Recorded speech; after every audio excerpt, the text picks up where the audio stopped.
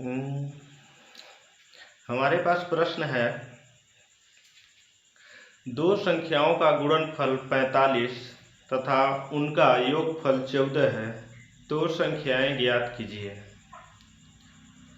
अब यहाँ पे देखना है कि दो संख्या हैं जो अज्ञात हैं, उनका अगर आपस में हम गुणा करते हैं तो 45 आएगा, अगर उनको आपस में जोड़ देंगे तो 14 आएगा। तो हमें अब पता करना है कि वह कौन कौन से अज्ञात संख्याएं हैं। जब अज्ञात संख्या होता है तो वहाँ पे हम कोई चीज़ मान के चलते हैं कि जैसे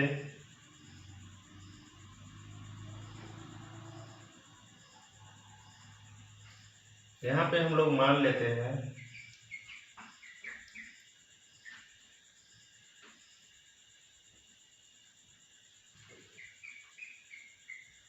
माना कि वह संख्याएं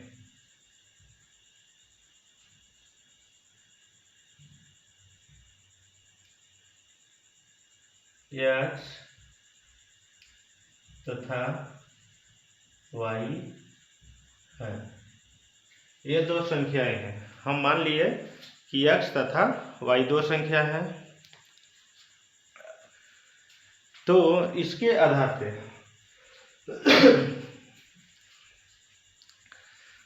अब इसी के आधार पे इस प्रश्न को हल करना है। जैसे प्रथम क्या बोलता है कि दो संख्याओं का गुणनफल, यानी वह दो संख्या x तथा y है, अगर हम इनका आपस में गुणा करते हैं तो कितना आएगा? 45।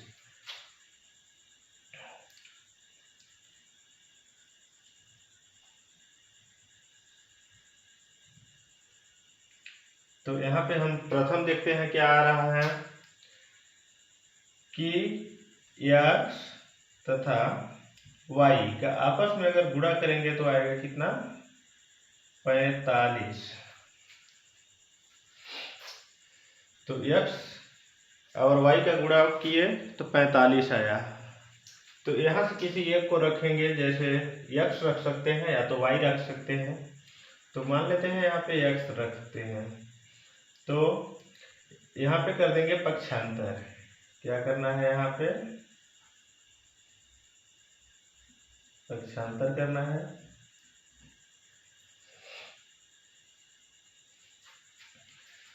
तो यहाँ पे x रख लिए, पक्षांतर करेंगे। पक्षांतर का नियम ध्यान रखेंगे कि चिन्ह जो है उल्टा परिवर्तन हो जाता है। तो यहाँ पे देखेंगे गुणित में है, तो जैसे हम पक्षांतर कर देंगे तो भागित में हो जाएगा, यानी 45/y। इसको हम वहीं पे छोड़ते हैं और इसको रख लेते हैं समीकरण a। अब दूसरे शर्त में चलते हैं।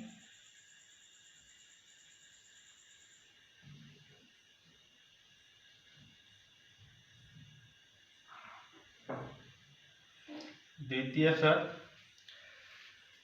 फिर उन्हीं को हम क्या करेंगे? जोड़ेंगे। तो कितना आएगा?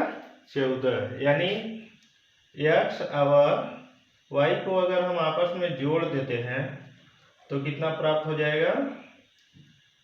14।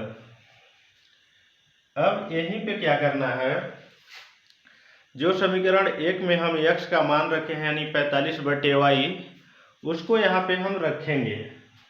जैसे x का वैल्यू हो गया 45/y, तो x के स्थान पे हम लिख सकते हैं 45/y और प्लस y बराबर 14।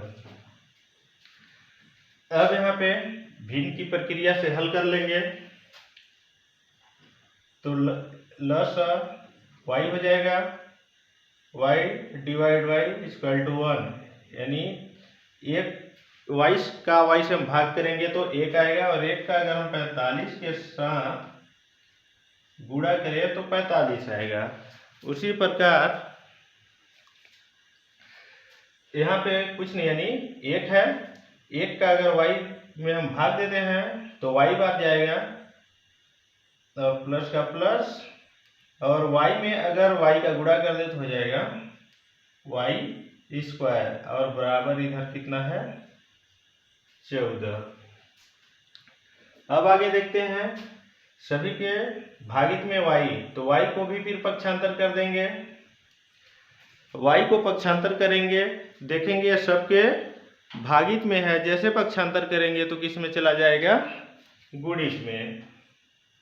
तो यहाँ पे 45 प्लस वाई स्क्वायर बराबर जैसे जाएगा तो 14 के गुणित में होगा y, यानी 14y।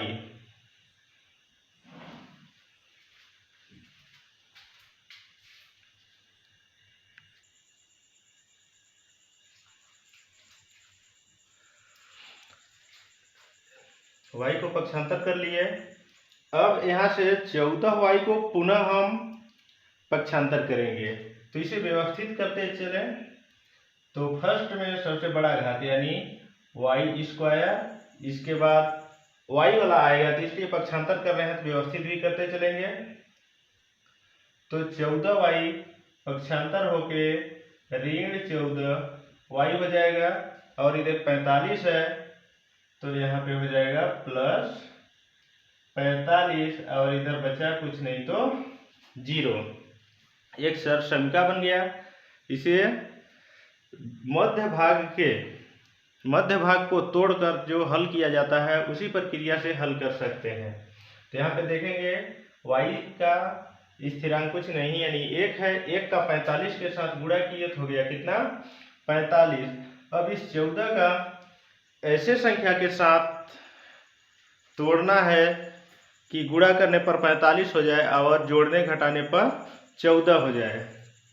तो उस प्रकार से हम अगर हल करते हैं तो वाई स्क्वायर का वाई स्क्वायर माइनस का माइनस, और यहाँ पे देखेंगे 9 5 14 होता है और 9 5 45। तो यहाँ पे दो संख्या मिले 9 और 5। हमें क्या पड़ रहा है जोड़ना पड़ रहा है, इसलिए हम प्लस के साथ लिखेंगे।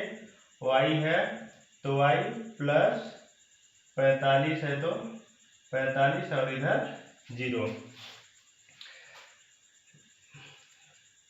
आगे y का वाई स्क्वायर माइनस या कुछ नहीं प्लस प्लस माइनस माइनस, और 9 का y के साथ गुणा कर दिए तो 9y। उसी प्रकार से माइनस प्लस माइनस 5 का y के साथ गुणा कर दिए तो 5y प्लस 45 है तो 45 बराबर 0।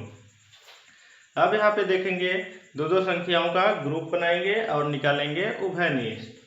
जैसे यहाँ एक ग्रुप और ये हो जाएगा दूसरा ग्रुप। तो वाई स्क्वायर और माइनस 9y, y में कॉमन हमें मिलेगा y स्क्वायर से y जब कॉमन आ गया तो बचा क्या y, और आगे गए तो बचा माइनस 9y से y कॉमन आ गया तो बचा 9। आगे गए तो चिन्ह में मिला माइनस। अब यहाँ पे देखेंगे कॉमन क्या निकलेगा, तो एक साइड में स्थिरांक 5 है और दूसरे साइड में स्थिरांक 45 है। अब दोनों में हम सबसे बड़ा उभयनिष्ठ देखते हैं, यानी सबसे बड़ी संख्या देखेंगे जिसका भाग दोनों में चला जाए, तो हमें मिलेगा 5, क्योंकि 5 का भाग 5 में और 5 का भाग 45 दोनों में चला जाएगा। और चरांक में देखेंगे तो यहाँ पे y है और इधर y नहीं है, तो इसलिए चरांक नहीं निकलेगा। तो सबसे बड़ा उभयनिष्ठ हमें यहाँ पे क्या मिला 5। जब यहाँ पे हमें 5 मिला तो 5 और y एक दूसरे के गुणित में है, तो 5 से कम 5, तो एक लिखेंगे नहीं तो बचा क्या y। जब स्थिरांक और चरांक दोनों कुछ न रहे तो एक बार भाग जाएगा, तो उस समय एक लिखेंगे, लेकिन यहाँ पे चरांक है और एक बार भाग गया, इसलिए एक को नहीं लिखेंगे।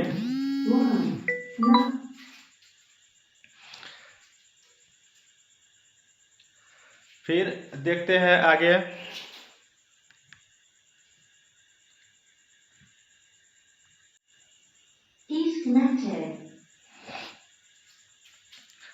तो 5 का भाग 45 में कितने बार जाएगा?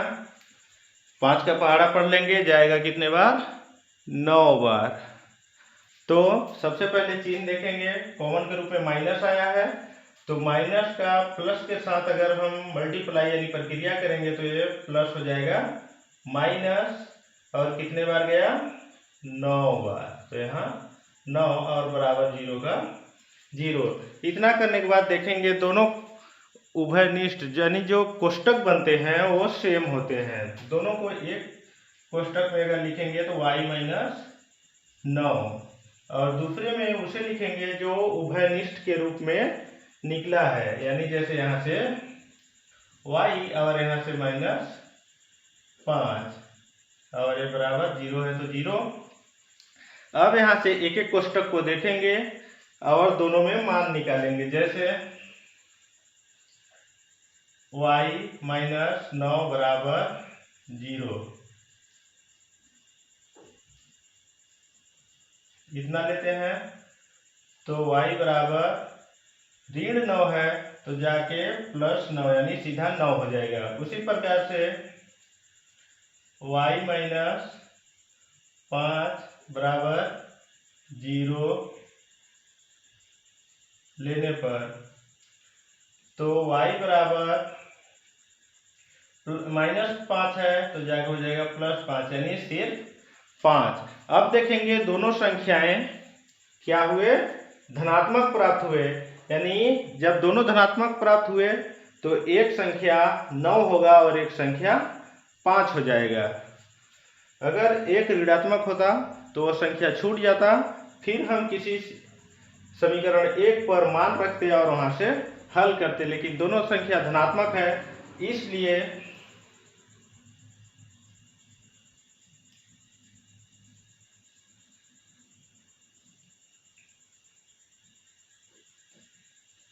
दोनों संख्याएं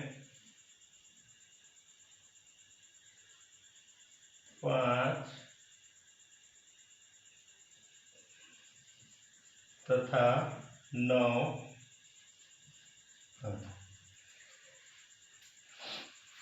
दोनों संख्याएं 5 और 9 हैं।